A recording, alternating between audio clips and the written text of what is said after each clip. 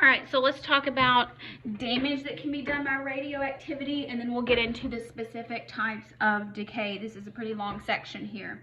So damage that can be done, the first thing is we have to consider the ionizing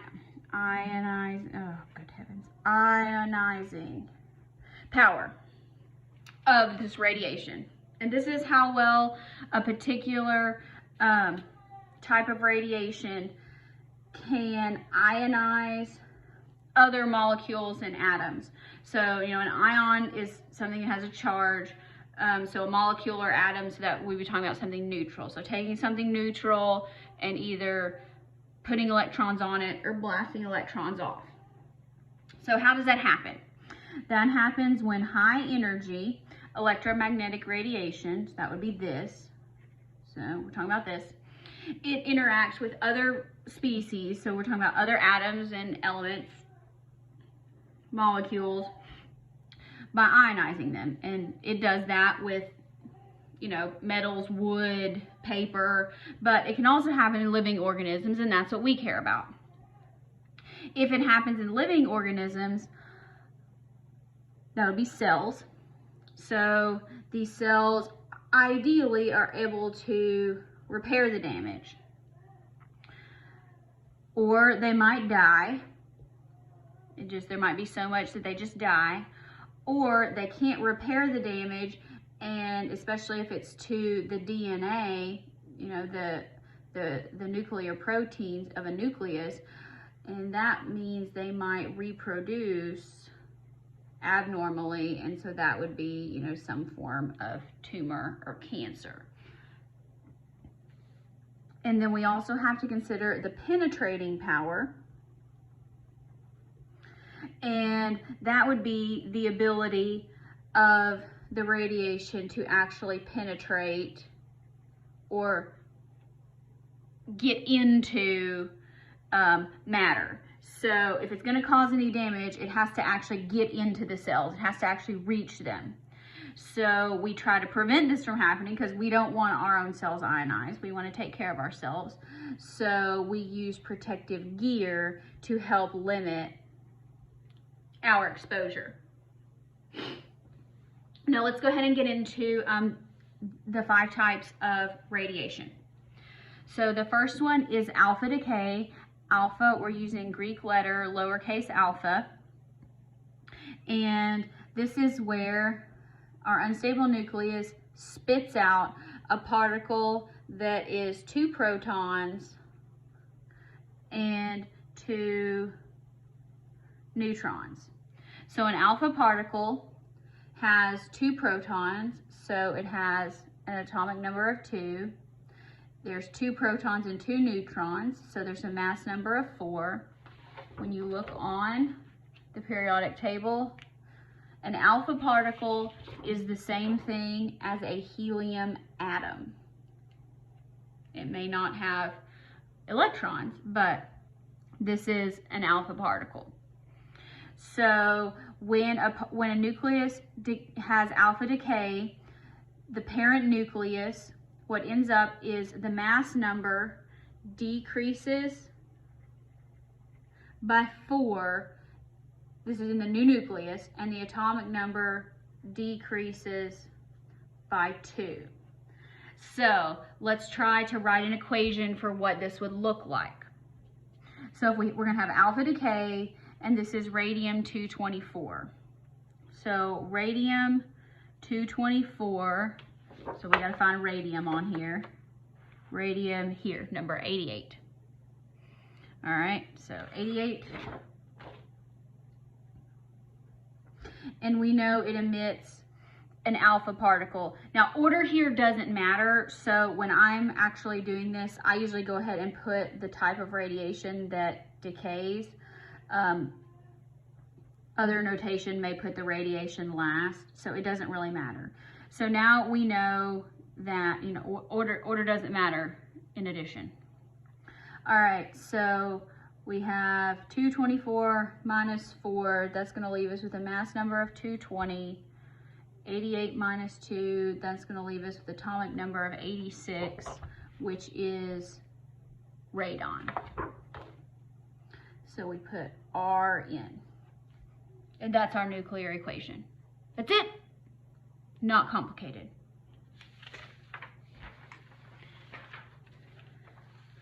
So let's talk about damage of alpha radiation.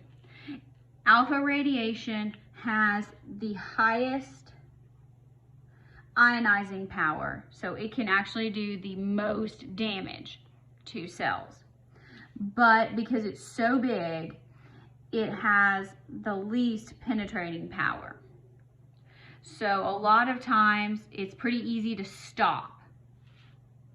Like, it's so big it can be stopped by paper, it can be stopped by clothing, it can be stopped just from distance because it's huge. So it's not going to fly through the air very long, it's just going to fall down because it's heavy.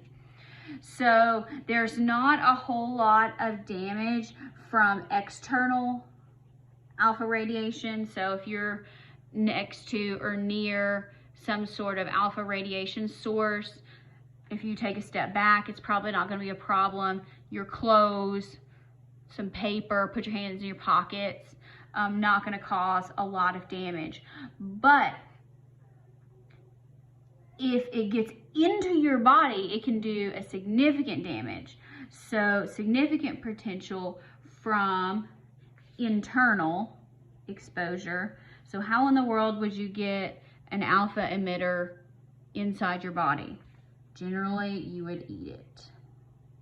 Ingestion, so tainted food, or if you eat food that had been like an animal product where the animal had a bunch of radiation in it, it can kind of go down the chain or up the food chain. Also targets for, I guess you could inject somebody. So let's not think about bad things we could do to that. It just goes down a difficult road, slippery slope. The next one, beta decay. Beta, we're going to use lowercase Greek letter beta.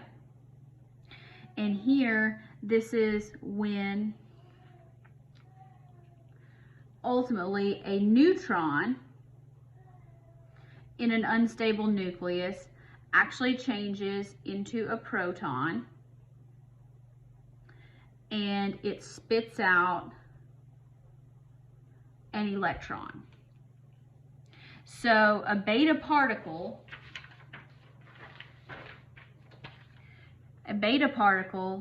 is an electron. Electron and beta particles are the same thing. So in a beta decay equation, you have one neutron becomes one proton and one electron. So look, mass and charge are conserved. So mass of 1, charge of 0.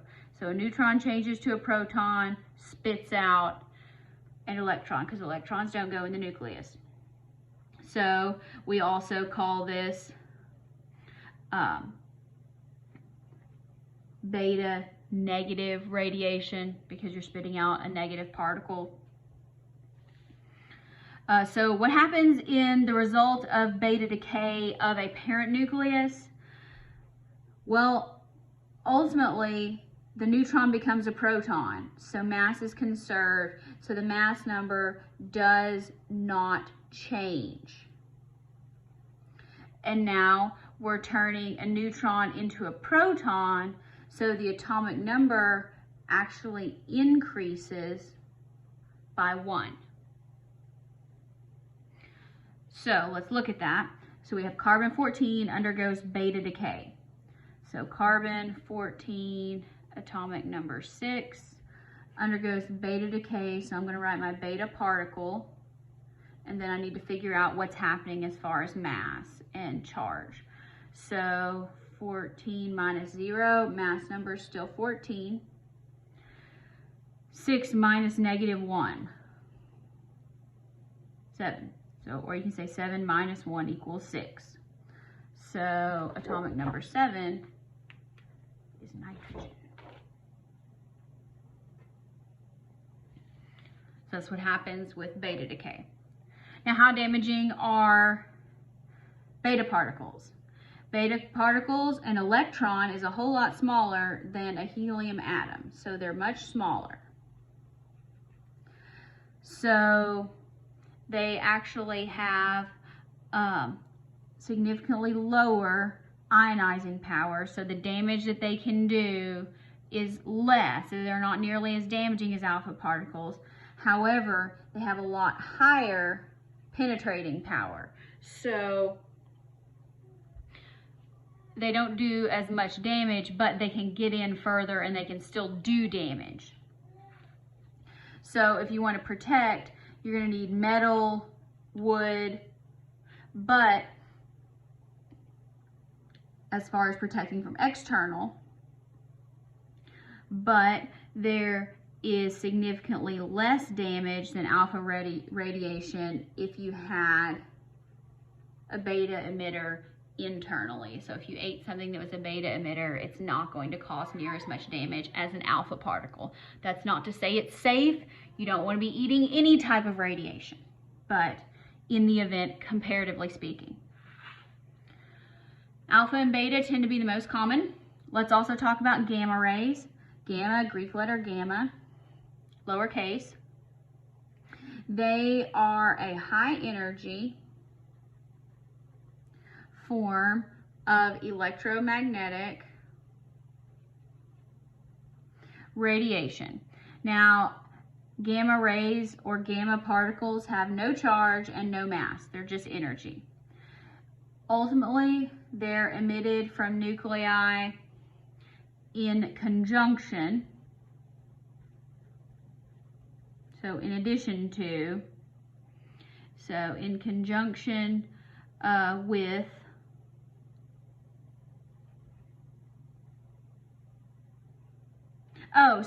usually, or in conjunction. Sorry, I got this backwards.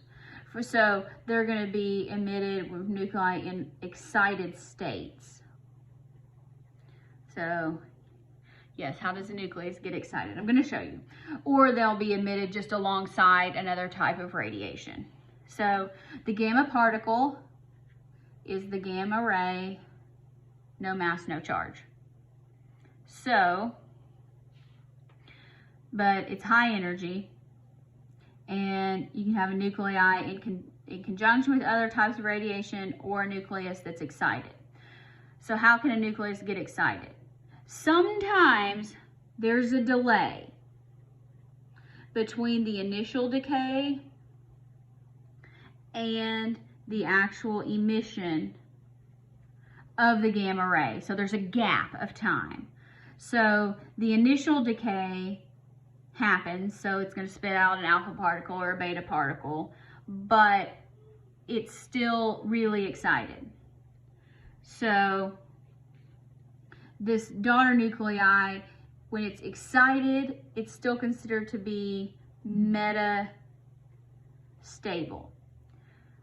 So let's talk about uranium-238. It's going to undergo alpha decay and gamma ray emission. Notice it's not gamma decay because mass or charge don't change from a gamma ray. So here we have U-238, it's number 92, going to spit out alpha decay and a gamma particle, and so it's going to be 234, 238 minus 4, 92 minus 2 is 90, so that's thorium. So there's your gamma particle, gamma emission. Or the most common metastable one is technetium-99, and it is actually metastable until it emits a gamma ray. And so the way that we note that is you have technetium, which is TC, here it is, and it's number 43, and we say 99, and we're going to put an M, and that M means metastable, and so that means it's very excited, and so ultimately when it spits it out, it's going to be stable, not changing, no change to mass or charge, and then there's the gamma ray that it spits out. And they take advantage of this sometimes in nuclear medicine. So gamma particles actually have the lowest ionizing power because there's no mass and no charge, but they have the highest penetrating power. So they do still cause damage, and in order to protect from them, you got to have real thick lead or concrete to fully protect yourself. Positron emission. Positron is a particle we have not talked about. You may have heard of it before, but a positron is a little e with a plus, is what is a positron symbol there. And what happens in positron emission is where a proton in an unstable nucleus becomes a neutron. So in beta decay, a neutron became a proton. In positron emission, a proton becomes a neutron. So it emits a particle that we call a positron. So what in the world is a positron? So we have our proton, and it becomes a neutron, and then we're going to have a particle that has no mass and a +1 charge. So no mass and a charge, it's like an electron. So a positron is actually the antiparticle of the electron. So if you talked about matter and antimatter, that's what we're talking about. So the antimatter component of the electron. It has the same mass, but it has a positive charge. So if you have a positron plus an electron, they actually annihilate each other. So they are completely blown up. And when they blow up, they release gamma ray energy. So what happens when a nucleus undergoes positron emission? The mass number does not change, and because we're spitting out, so proton becomes a neutron, no change in mass. The atomic number actually decreases by 1 because a proton is becoming a neutron. So we're losing 1 proton. So phosphorus 30 undergoes positron emission. So phosphorus 30, phosphorus is atomic number 15. So it's going to decay by positron emission. So 0 plus 1, there's your positron. Mass number does not change. 15 minus 1, 14, or 14 plus 1 is 15. And atomic number 14 is silicon. So damage positrons are the antiparticle of electrons, so it is actually the same as beta decay as far as penetrating and ionizing power. The last one we're going to talk about is electron capture, and this is a little bit different. So unlike everything else, in electron capture, we are actually involving addition to the nucleus rather than an emission from the nucleus. So in electron capture, an electron from any of the inner orbitals, so probably an s orbital, of the electron cloud actually gets assimilated or absorbed into the nucleus. And when that happens, the electron neutralizes a proton, So that means a proton becomes a neutron. So it's similar to positron emission, but the equation looks different. So here you have an electron mixing with a proton, and together they make a neutron.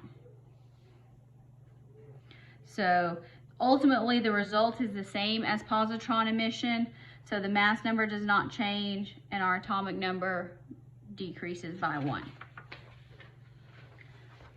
So let's talk about what that would look like for ruthenium-92. All right, so we know 92 is our mass number. We need ruthenium, which is right here. It's number 44, symbol Ru, 44 Ru. Now this is electron capture. So we need to make sure that this goes on the left side of the equation because an electron is a reactant in this situation. And that means we're going to have 92 as our mass number, 43 as our atomic number, 43 is technetium. So that would be Tc. Now, this is a nice table that I got directly from the book. It just summarizes the type of decay, what it looks like, how atomic number or how atomic mass changes, how atomic number changes. We haven't talked about the ratio of neutrons to protons yet, but we will soon. And then there's an example of an equation. So it's a really good reference table.